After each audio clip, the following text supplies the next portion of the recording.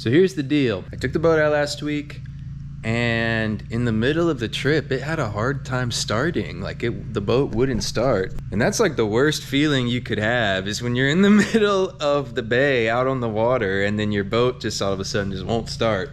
So I came back here and I jiggled some wires and got it to connect. And so it's definitely something that has to do with the connections, the starter connection to the battery. And so if we're lucky, it'll just be corroded and I just need to clean up the connector. But if we're not lucky, we might have to replace some wires. So let's get under there and check it out.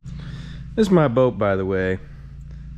18-foot aluminum boat that I lovingly have named the Tin Can. So this is the Tin Can right here. Tin Can can take a beating and keeps on going, except for when the wire's fucked up, then it's not going. But we're fixing that right now, so it's fine. Pop her open, see what we got in here. All right, battery's off. Take this shit out. Yep.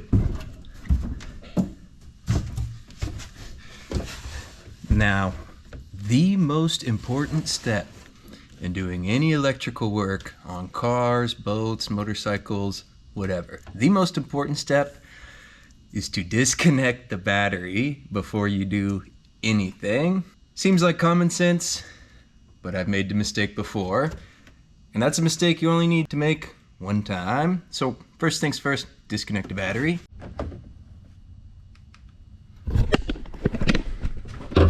Oh yeah, it's looking corroded. But that's what happens in the salt water. I'm in the salt water here and it just eats up everything, man.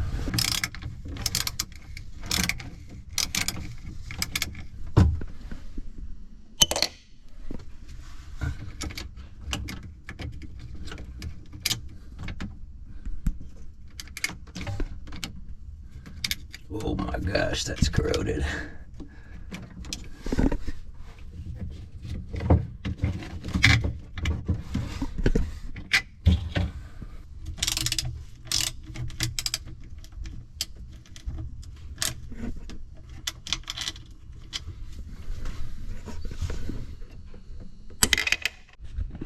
Oh, I think I see the problem. Oh, not that one first. I think I see the problem. Woof. That is not supposed to be like that. That is super, super corroded. That one, oh, that's super corroded too, but it should be okay. Where's that other? Here we go. Oof. That's no good. So it looks like we're replacing connectors today because those two ones are busted. And that's probably what's given me the bad connection, because one of those red wires is to the starter. So I got my wire strippers here. I'm gonna strip these wires and come off of there. There it goes. There's one. I actually think I need a little bit more than that.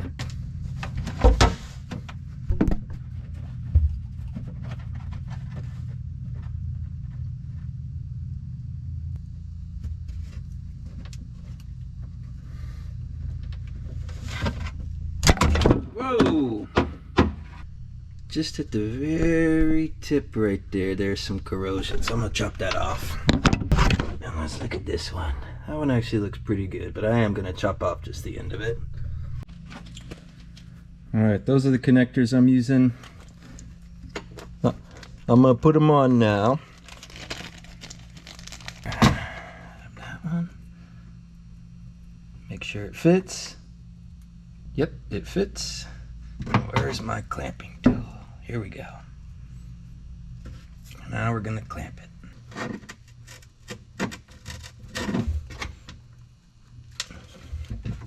This is your best friend right here. I'm just gonna wrap it in a bunch of electrical tape and call it a day.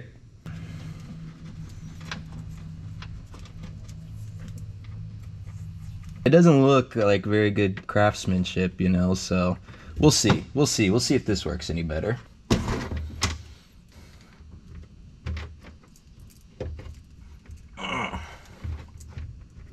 There we go. That's a good crimp on it. All right, that should be good. And that looks a lot better, honestly. That looks like better work right there. Not so haphazard, I guess. And while I'm down here, I'm just gonna go ahead and clean off all the other connections just to, you know, make sure that they got a good connection.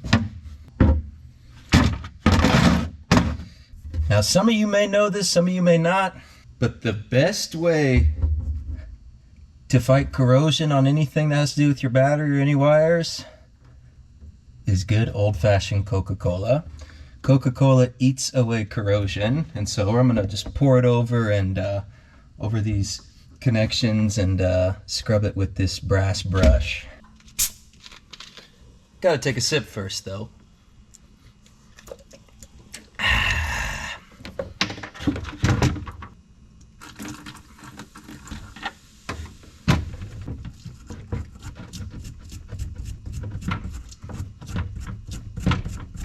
Now, you really should be wearing gloves when you do anything with corrosive material, but it's fine. I'm fine. It's okay. It's not a big deal. Now I just got to rewire all of that back up.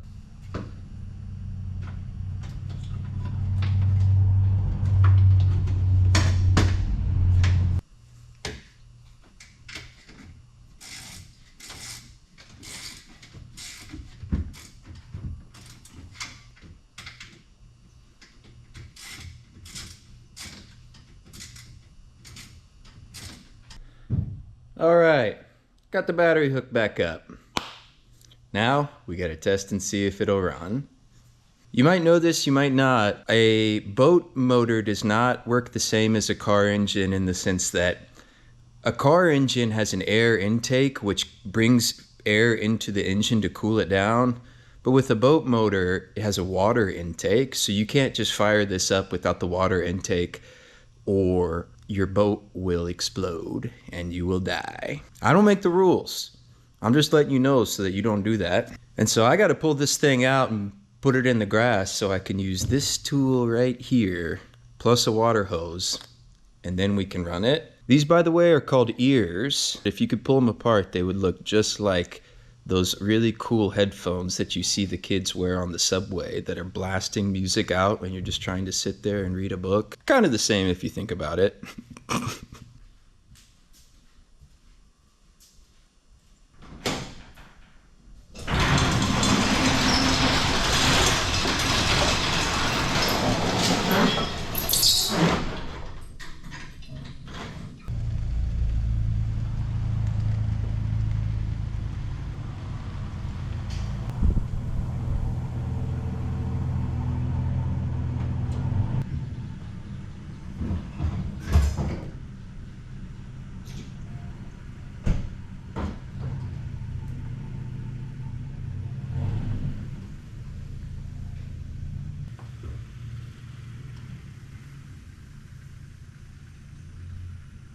All right, y'all, we got a problem. I flip this on to all, and then I come over here to lower the motor to flush it.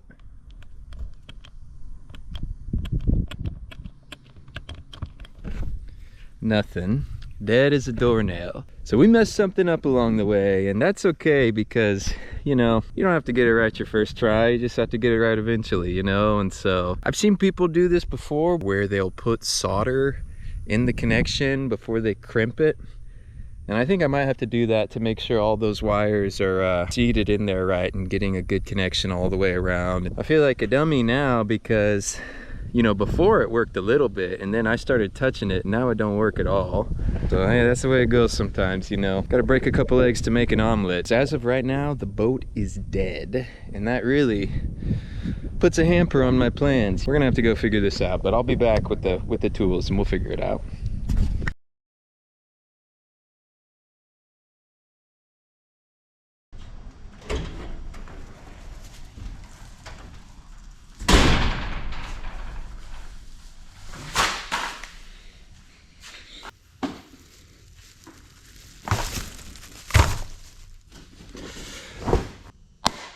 Okay, here's the deal. Those other ring terminals, Matt, future Matt, cut to the other ring terminals.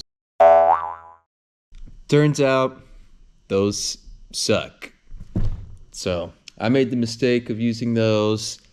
I installed them wrong too.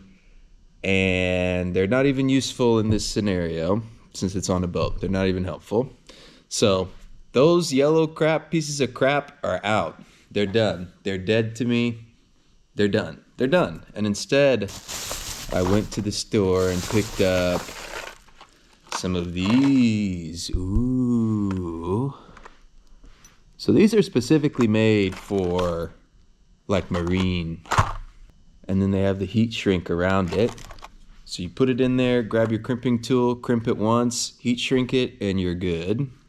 So with these, I don't think I have to solder. I have a little soldering kit here just in case, but with these, I really don't think I'll need to do that. So I'm gonna go ahead and undo all the shit I did yesterday and redo it with this. All right, I got the old shitty ones off. Now I'm gonna go in with these new weather sealed ones. All right, there's one of our wires right there. And I have a little bit too much exposed wire here, so I can clip that up back to right about there. Let's see that fit now. That's perfect. So you just take the blue dot, like I was saying, take your blue dot and just go right in the middle of it and just boom, straight down. Boom, done. And then you do the pull test. So I'm pulling it just a little, just slightly, just to make sure that it's crimped right. And now, since it's the weather seal with the shrink wrap on it, I get my trusty lighter out again and just shrink it right down. Now you gotta be careful not to burn it. This really would be much more effective with a heat gun, but I don't have a heat gun and I'm not gonna buy a heat gun for this. So lighter it is. It's done. There we go. Just like that, it's done. All right, let's do it again. And that's that one. So now, let's rewire this thing and cross our fingers and pray to God that it starts. All right, moment of truth right here. If these lights turn on, then there's a chance. Come on. There might be a chance. There might be a chance. What is going on? Why is this not working? What about this is not working? Is it the button? Please just, no. No.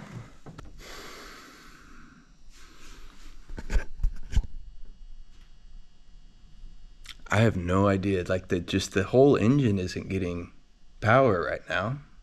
The trim won't go up or down, but I have all my other electrical working. Like, all right, bilge pump works. Running lights work. Aerator works. All the other electrical works, but there's no power going to the engine. All right, I'm gonna have to take a deeper dive at this, but we have some power now, so that's a good thing. Some power is a good thing. That one runs the engine and the starter. That one runs all the electrical on the boat. So it could be that battery is just dead. Could that battery just be dead? Let me diagnose this some more. Whatever you do, if you don't listen to anything else in this video, listen to this. Do not try this. Don't do this. Do not do this. All right, everybody agree? You're not gonna do this? All right, great, now watch this. So if I don't see sparks, then that means we need to charge the battery, and then it might work. If we do see sparks, then that means it's in the wiring. Never do this. Never, ever, ever, ever do this. Woo! Yep. Woo! Yep, don't do that. Battery is charged though, so the wiring is fucked up somewhere. Don't do that. Battery is charged. All right, so what I ended up doing was there was all these other ring terminals that kind of look kind of okay, kind of not okay, that were connected to the negative terminal of that battery. I just took them all off just to see, kind of troubleshoot which one of these is not making a good connection. And so I just got the two mains on here, the main to the engine and the main connecting it up. All right. Battery on. This will be the test to see right here, is if this will move. All right, third time's the charm. 1, 2, 3.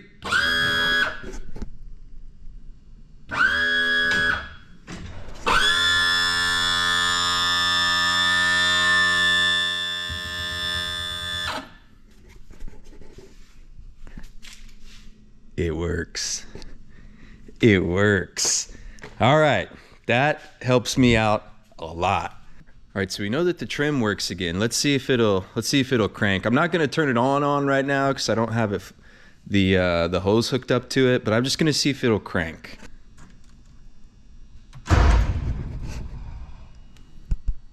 It works.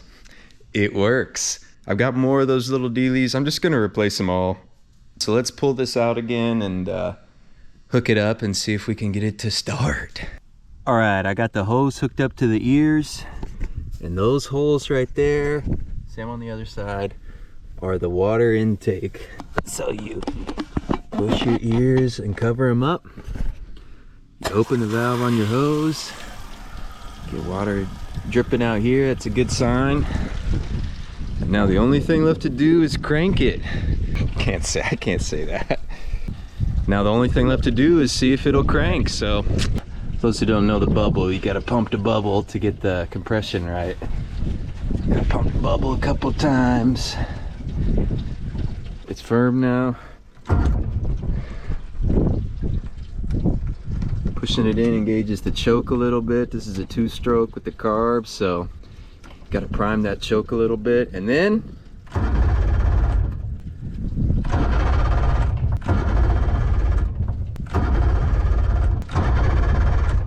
oh, it wants to go.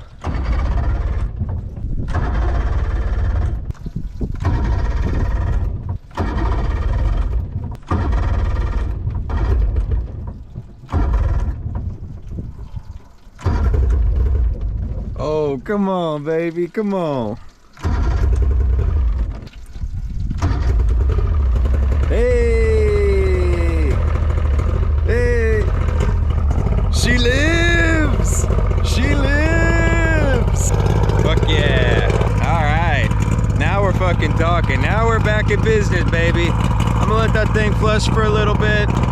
Like I said, you don't have to get it right the first time. You just got to get it right the last time. You know what I mean? I'm gonna let it go for a little bit just to run, because y'all saw how hard it was to start, but that's about it, man. Just a little maintenance today. Get her back up and running, and then you get back to the fun shit, right? All right, y'all take it easy.